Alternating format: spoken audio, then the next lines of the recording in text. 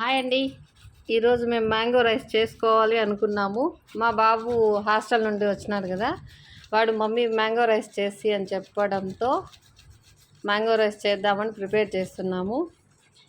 Mangoes ఈ విధంగా 3 తీసుకున్నాము. దీని పైన ఉన్న పొట్టంతా తీసేసి తర్వాత చూడండి మా బాబు నాకు హెల్ప్ చేస్తున్నాడు. మామిడికాయ రైస్ చేసుకోవడానికి ఫస్ట్ మామిడికాయలు ఈ విధంగా తురుముకోవాలి.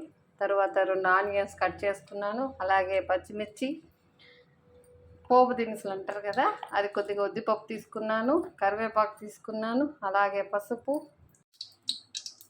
ముందుగా ఈ విధంగా పెనం పెట్టుకొని అందులో 3 స్పూన్స్ ఆయిల్ వేసాము. తర్వాత ఆవాలు, ఉద్దిపప్పు, అలాగే చెప్పాను కదండి పోపు దినుసులు వేస్తున్నాను అనేసి.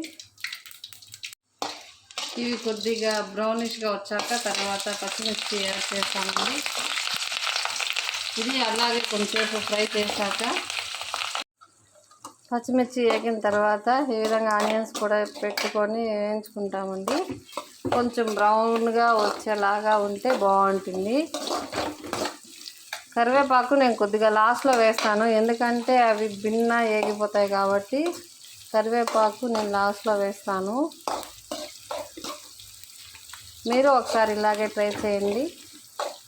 మీకు నచ్చితే కామెంట్ సెక్షన్లో కామెంట్ చేయండి.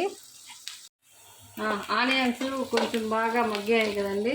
తర్వాత నేను ముందుగా తురుము పెట్టుకున్న మామిడికాయ తురుము అనేది వేస్తున్నాను. ఇందులో కొద్దిగా సాల్ట్ వేసి బాగా కొంచెం వేగనిచ్చాలి.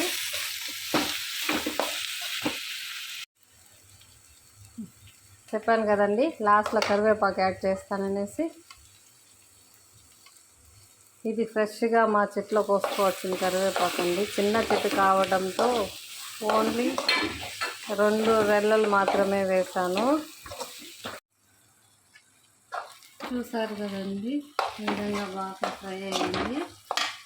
లాస్ట్లో వచ్చిందన నేను పసుపు యాడ్ చేస్తున్నాను, ఎందుకంటే మ్యాంగో రైస్ అన్నా లెమన్ రైస్ అన్నా ఎల్లోగానే ఉంటాయి కదండి, మనకి నచ్చుతుంది. నేను ముందుగానే రైస్ చేసి పెట్టుకునేసానండి.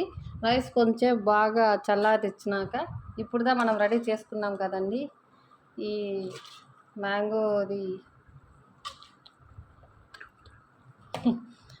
తురుము, అది రైస్లో ఈ విధంగా కొంచెం కొంచెం కలుపుకోవాలి.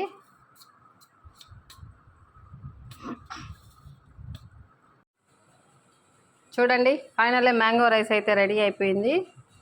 చూడడానికి లెమన్ రైస్ లాగానే ఉంది కదా, కానీ టేస్ట్ అయితే సూపర్గా వచ్చింది. మీరు ఒకసారి ట్రై చేయండి. నచ్చితే లైక్ చేయండి, షేర్ చేయండి, సబ్స్క్రైబ్ చేసుకోండి.